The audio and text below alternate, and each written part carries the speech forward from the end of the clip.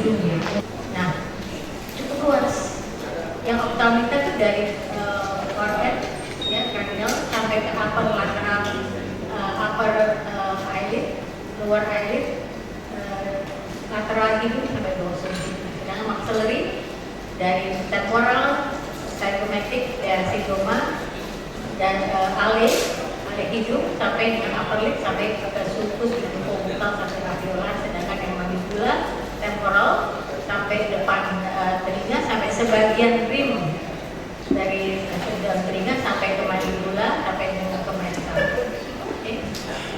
Nah, seperti ini gambarannya. Yang sekarang kita coba melihat adalah bagaimana kita bisa mencapai atau bisa membentuk saraf-saraf tersebut. Tentu yang kita lihat adalah saraf-saraf yang superficial keluarnya, ya, seperti ini. Jadi di proximal, di bagian superficial untuk N1 atau P1 yang kita lihat adalah nervus frontal, P2 infraorbita, P3 adalah daerah mental. Nah, foramen itu adalah foramen supraorbita, infraorbita, dan mental. Kalau kita tarik garis lurus, dia satu vertical line yang sebetulnya dia melewati itu sentral dari bola mata kita. Jadi ini ya pegangan kita pada saat kita melakukan blok. Untuk frontal nerve yang satu yang kita pilih adalah supraorbita, kira-kira 2 cm atau 2,5 cm dari garis midline.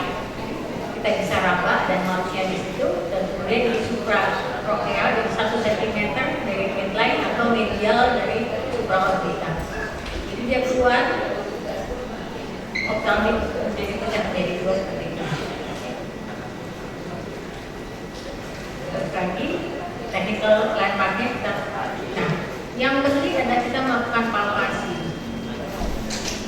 supraorbita, kemudian kita suntikan setengah sentimeter di bawah ini, kita raba, kita infiltrasi dari sini.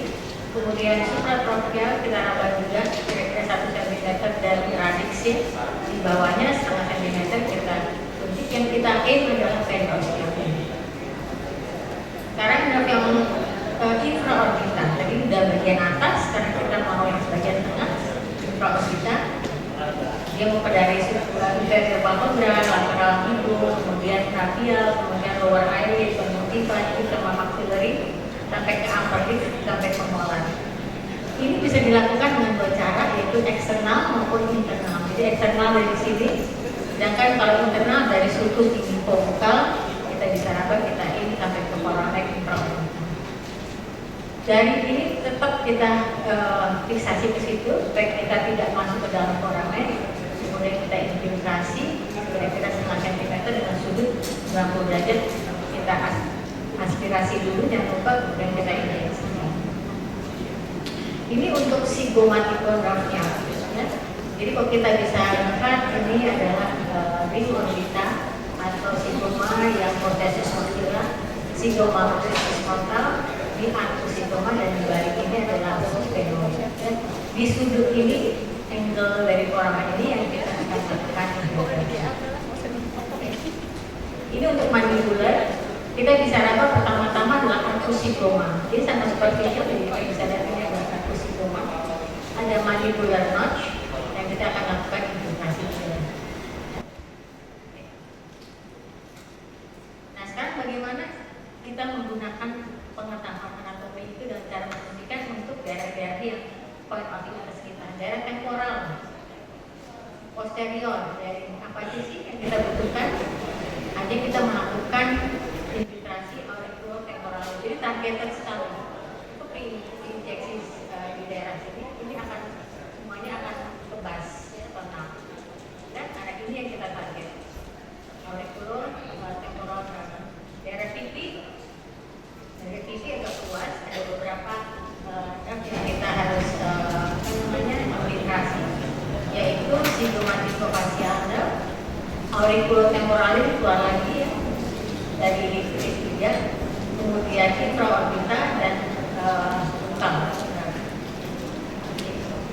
Dari daerah bagian lateral, auriculotemporal. Sekarang untuk yang bagian telinga, kita bisa bagian telinga, kita bisa bagian lateral, bagian atas media, kemudian bagian bawah. Nah, eksternalnya kita bisa lihat bahwa ada greater, jadi auricular major, auricular major yang keluar dari daerah sini, belakang sternocleidomastoid, naik ke atas. Kemudian ada auriculotemporal nerve yang tadi kita sudah sebut beberapa kali, yang memperoleh bagian temporal. Kemudian occipital nerve yang belakang, keluar dari belakang itu sebagian belakang dari daun telinga, sama greater artery. Jadi ini adalah cabang dari valgus. Ya, kita di daerah konka ini bisa sampai ke yang telinga. Jadi kalau kita mau melakukan pengangkatan granulasi di yang telinga, kita bisa lakukan seperti itu. Kalau misalnya kita mau lakukan pemasangan bromectin juga mungkin bisa menggunakan cara ini. Ya. Auriculotemporal nerve itu kita bisa lakukan untuk anestesi menggunakan diagram daerah upper dari lateral auricular. Ini dan seterusnya. Ini caranya. Jaraknya kira-kira 6,5 cm dari meatus sulcus externus untuk memblok daerah auricular major. Nah, ini adalah hidung. Hidung juga, kalau kita lihat seringkali kita lakukan di klinik juga bisa ya. Untuk kalau hidung itu ada dua, ada yang akumulasi, ada yang eksternal. Kemudian bagian luar ada dua tiga saraf, yaitu satu adalah infratrocheal yang ini, yang atas ini. Kemudian dorsum nasal lateral dari hidung kira-kira 1 cm dari dorsum hidung, dan infraorbital lagi tadi kita sudah sebutkan. Nah, ini yang bisa membahas daerah pusat hidung, kulit paha dan vestibular. Jadi kita raba ini garis midline, kira-kira 1 cm di daerah lateral hidung. Kita akan aim ke arah dorsum nasal. Kemudian inilah infratrocheal, tadi kita sudah bicarakan juga. Dan satu lagi adalah intraorbital. Itu cukup untuk membuat kebas daerah hidung bagian luar, dan bagian dalam tadi kita disebutkan adalah ini adalah speed onsetnya. Jadi yang paling lama adalah dahi. Ya. Jadi kalau kita suntik kita tunggu agak lama.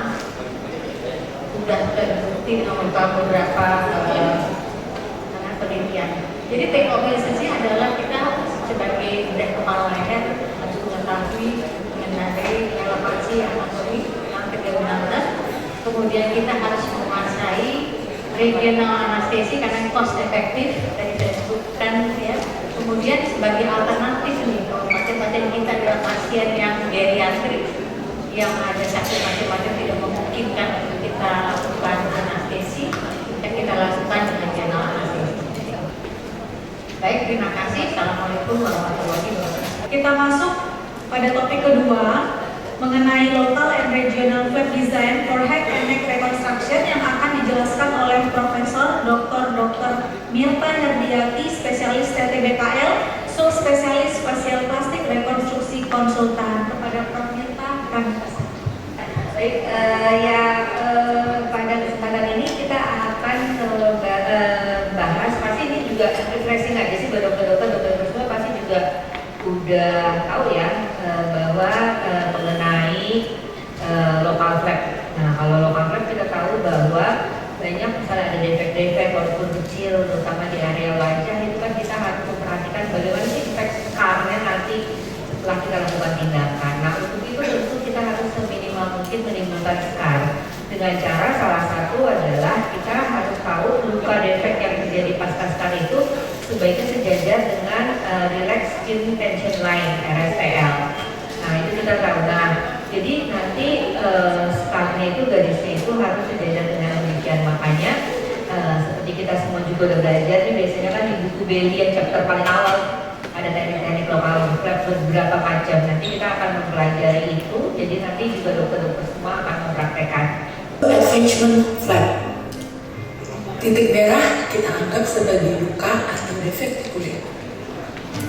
Buat desain flap pada kulit dengan menggunakan Salah satunya yang pertama lah advance flap. Buatlah Nah, kotak pada sekeliling defek. ini adalah salah satu Lalu dari prinsip. seluruh Ingat segmen selalu prinsip pada kita atas menggunakan dan teknik bawah lokal perpanjangan dari vertikal defek dengan pada panjang salah lambda satu itu adalah 1:3 ya. Jadi ini kita pakai itu untuk kita menjamin bahwa vaskularisasi sampai ke ujung flapnya itu baik. Ini 1,2, tapi kadang-kadang kita suka perlu tuh lebih panjang misalnya itu 1:3. Jadi kalau defek kita gede tentu lebarnya harus juga besar karena jadi kita harus mengingat itu panjang lebar. Nah biasanya kalau misalnya ada kinking selain kita elevasi di bagian sudut dari pedikelnya itu kita buat segitiga. Tujuannya apa? Untuk ketika di sudutnya itu tidak kinking. Nah, ini garis RSTL-nya itu berarti kalau seperti ini kan RSTL-nya sejajar segini kan, ini ke samping gitu.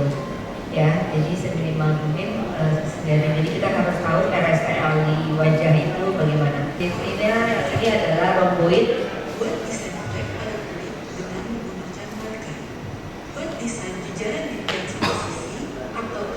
Jadi jarak dari semua sisi itu kurang lebih sama.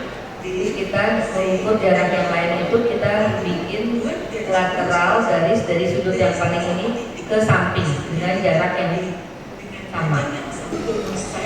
Jadi di sini kita refreshing, tadi kita sama dokter tentunya udah belajar bagaimana infiltrasi secara lokal ya untuk memblok syaraf-syaraf di wajah. Nah selanjutnya itu kita akan mempelajari bagaimana membuat lokal flap kalau ada buat sesuatu yang kita buang di wajah kita dan bagaimana kita menutupnya dan nanti penjahitan.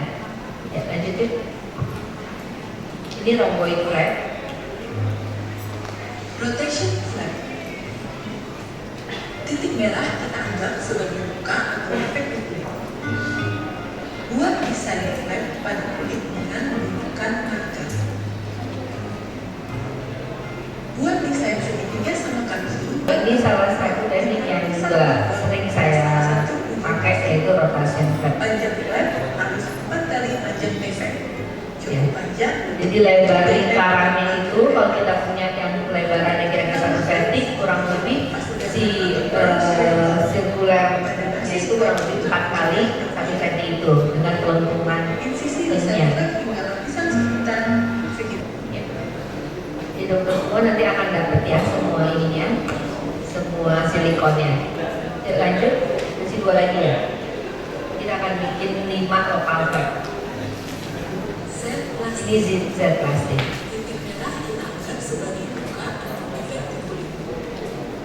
Jadi Z plastik ini salah satu teknik yang juga kita sering pakai kalau kita punya luka-luka yang kontraktur atau punya luka silikon atau scar yang kita ingin menghilangkan scar. Impact dari Z plastik ini adalah dia memanjangkan luka. Ya. Insisi elips di sekeliling luka. Nah, titik itu yang tadinya di titik sini harus pindah ke titik sini. Yang bawah harus pindah ke atas ya. Jadi dikoreksi. Jadi titik harus dipindah. Impactnya yang ada adalah scar itu akan menjadi lebih panjang. Ini juga teknik yang biasanya sering kita pakai kalau kita punya tongue tie pada pasien. Kan kita tidak hanya splenectomy motong aja, tapi kita panjangkan. Bisa juga dengan kita panjangkan biar sehingga tidak terlalu tarik dengan kita mining kita bikin Z plastik. Titik merah kita anggap sebagai luka atau defek di kulit. Buat desain flap pada kulit dengan menggunakan marker. Tandai defek dan pivot point. Desain gambar lingkaran pada daerah sekitar defek. Jadi kelengkungan sudut yang ini lengkungan lingkarannya itu kurang lebih sama dengan diameter defek yang kita bikin. Nah, yang berikutnya baru dia lebih kecil.